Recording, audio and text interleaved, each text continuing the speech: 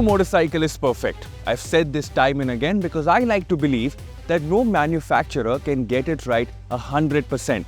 But what if a manufacturer had the opportunity to look at its portfolio, pick up all the good bits from different motorcycles, stir it up in a pot and serve what possibly could be the perfect motorcycle?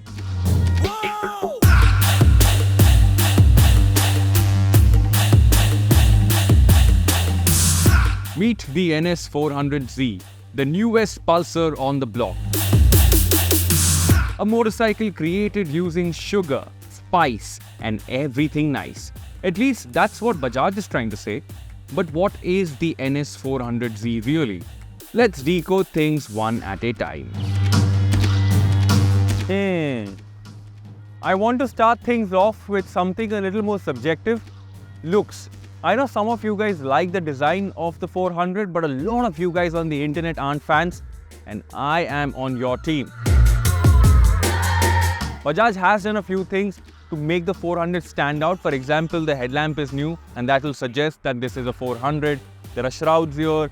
But when you look at it from afar, first glance, it will remind you of any other NS, and that is a problem. Now I want to be fair and dissect this from two sides. From the first side, this design brings about a sense of association, familiarity, recall. But on the other side, this is the flagship Pulsar, and I wish Bajaj did a lot more to make the 400 look a lot more distinct, especially from the rear. That tail lamp is old and I'm not a big fan at all.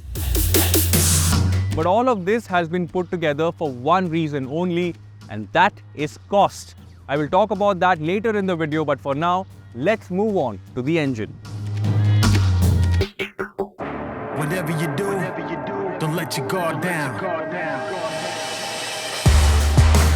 The NS400Z uses the same engine from the Dominar, a 373cc motor making the same power and torque figures.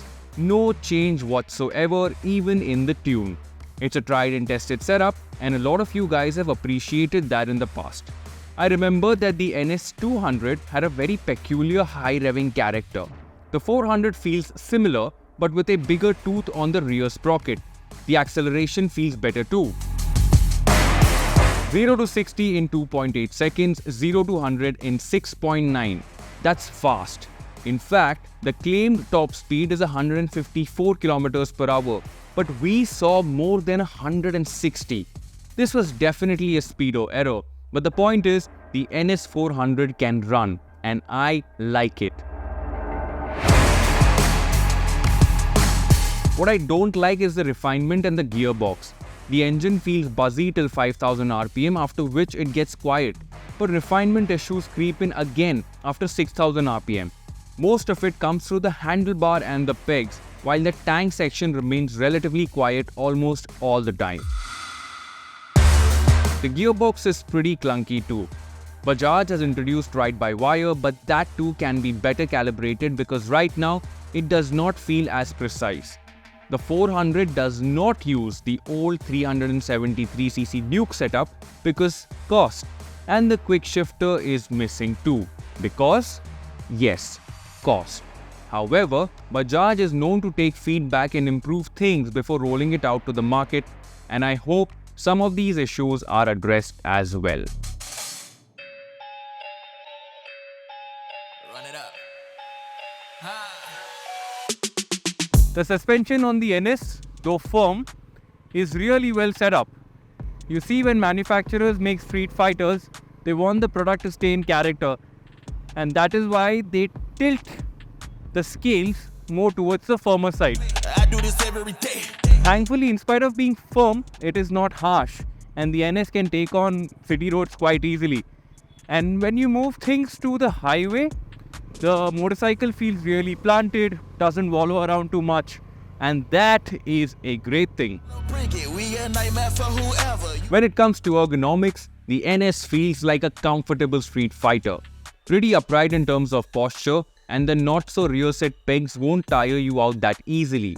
I know, the clip-ons are missing from the 400 because here you have a tubular handlebar, but it doesn't affect the posture too much. In fact, the handlebar has also contributed to why the NS weighs so less.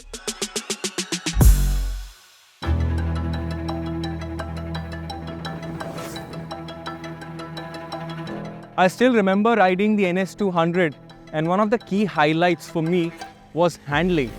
It was quick to steer and the overall experience was very, very nice. Now what Bajaj has done is taken all of that and put that into the NS400. In fact, they've gone one step further. Now the NS200 already had a short wheelbase. The 400 has gotten even shorter because here you have a sharper rake and the swing arm, though box type, is shorter as well. So all in all, shorter wheelbase feels very nice when you want to change directions. And when you compare it to the Dominar, there's a significant reduction in weight as well, so that has also aided its handling abilities.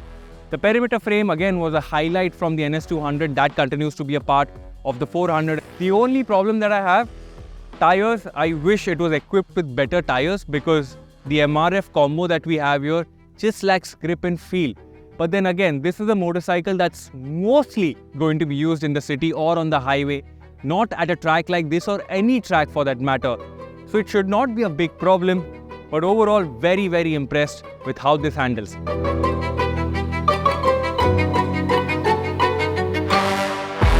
In the world of electronics, the NS400Z has 4 riding modes. And yes, I have mentioned about the ride-by-wire throttle. But apart from that, there's traction control too. I have said this time and again, as long as electronics work without too much interference in the ride experience, everyone is going to be okay.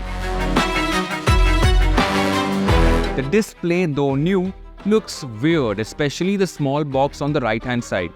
It will show turn-by-turn navigation and a couple of other things like connectivity and warnings.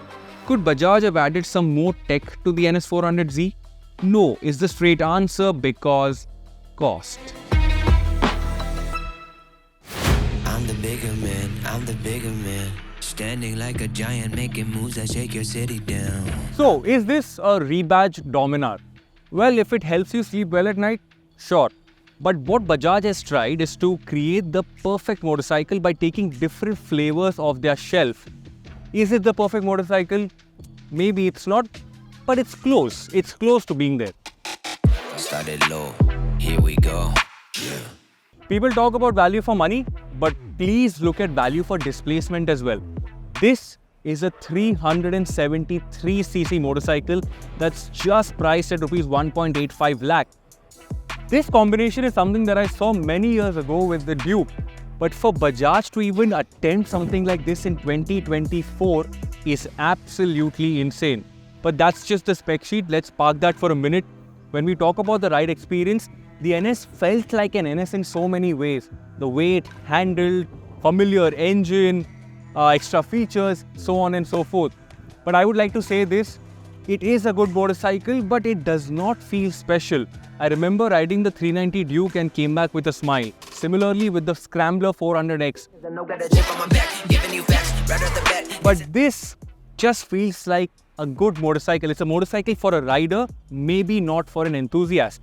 So in that sense, if you're actually looking for the NS200, don't bother, spend that extra money, get the 400. If you feel the 400 is going to be a lot more powerful, use the rain mode, get used to it and then jump on to the better modes. My biggest problem is going to be the way it looks. I wish Bajaj worked on it. Hopefully they do in the next iteration or maybe get another variant that looks different. An R, RR, ZZ, S. Well, I don't know what's going to happen. We'll have to wait for that. But for now, that's pretty much it. That's the story of the NS400Z. I hope you enjoyed watching this video. If you did, drop a like. Let me know what your favorite feature about the motorcycle is in the comment section and share this with your friends. Thank you once again. My name is Varun Painter and I will see you later.